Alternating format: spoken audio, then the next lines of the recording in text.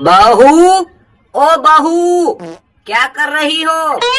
कुछ नहीं माँ जी, मोबाइल चला रही हूँ। अरे डायन, तेरे बाल चुड़ैल की तरह बिखरे हुए पड़े हैं और तू मोबाइल चलाने में लगी है। क्यों माँ जी, आपको मेरे बालों की सेवइयाँ बना के खाना है क्या? मैं बांधूं या ना बांधूं, उससे आपको क्या मतलब?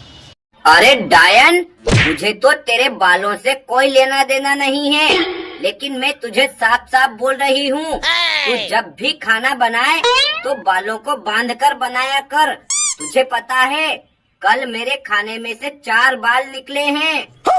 और 2 बाल तो मेरे खाने में से भी निकले थे, लेकिन मैंने किसी को बताया नहीं। देखो जी, मैं आपको साफ साफ बता देती हूँ, वो बाल मेरे नहीं, आपकी मम्मी के थे। अच्छा। और इल्जाम मुझ पर लगा रही है। अरे चिन्नाल, मेरे पूरे सिर पर सफेदी आ गई है और वो बाल काले थे। और तू ये बता, खड़ी खड़ी अंगूठा क्यों चूस रही है?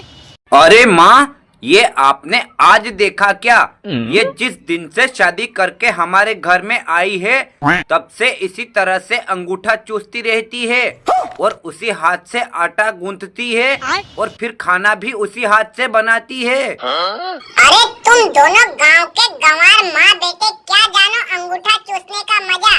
अरे अंगूठा चूसने के बाद तो ऐसा लगता है जैसे अमृत मिल गया हो। देख बहू, तू हमें गांव के गंवार बोल रही है और तू भी तो अंगूठा छाप है। 5वीं में 5 बार फेल होकर तूने अपने मायके में भैंसों का गोबर ही तो उठाया है।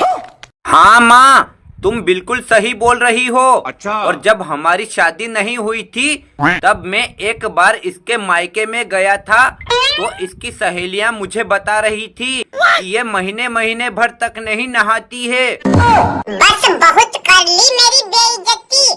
इसके आगे एक और शब्द बोला तो मैं पुलिस कंप्लेंट करके तुम लोगों से जेल की चक्कियाँ पिसवा दूंगी, क्योंकि दरोगा मेरा फुफा लगता है। अरे बेटा, भैंस के आगे बीन बजाने से कोई फायदा नहीं है। इसको हमने कितनी बार समझाया, लेकिन इसको एक बात समझ में नहीं आती। एक काम कर, तू सबसे पहले इसका अंगूठा काट दे, फिर मैं इसके दोनों हाथ पकड़ लेती हूँ और इसे गंजी कर दे।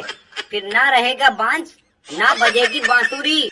देखो माँ, ये कैसे कातिल नजरों से देख रही है मेरी तरफ।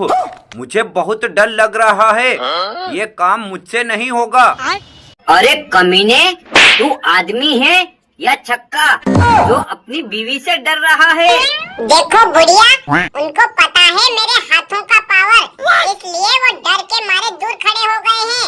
और तुम भी मुझे हाथ लगाने की गलती मत करना, वरना मैं इतना जोर से एक मुक्का मारूंगी कि आपको पाताल लोक ही पहुंचा दूंगी। यहाँ कोई गम नहीं, बल्कि खुशियों का खजाना है और आपको रोज इसी तरह से मुस्कुराना है।